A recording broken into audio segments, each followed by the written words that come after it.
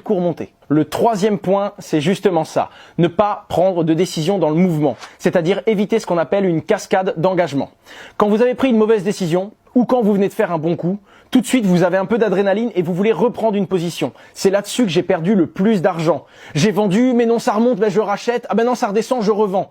Là vous prenez 3 frais de transaction, entrée, sortie, entrée. En plus de ça, vous prenez des décisions à la va-vite, c'est pas calculé, c'est pas maîtrisé.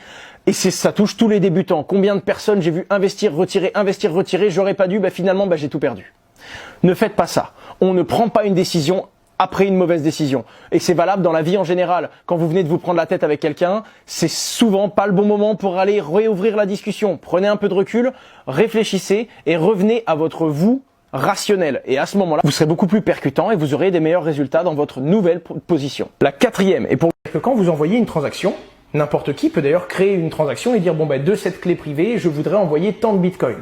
Ensuite, un nœud Bitcoin, donc un nœud du réseau Bitcoin, va recevoir cette information et va vérifier qu'elle soit valide. Est-ce qu'il y a bien toutes les informations? Est-ce qu'elle fait la bonne taille? Est-ce qu'il n'essaye pas d'envoyer un montant de Bitcoin négatif? Est-ce qu'il a bien les Bitcoins qu'il veut envoyer? Etc., etc.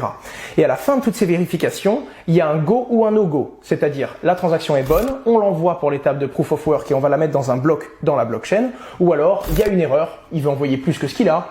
Ou alors il va envoyer un montant négatif et à ce moment-là, la transaction n'est pas envoyée à l'étape de Proof of Work puisqu'elle n'est pas valide. Eh bien, c'est là-dessus qu'une personne a joué et a réussi, malgré les mauvaises informations dans la transaction, à la faire considérer dans cette première étape comme transaction valide. Et c'est ce que l'on a appelé le Value Overflow Incident.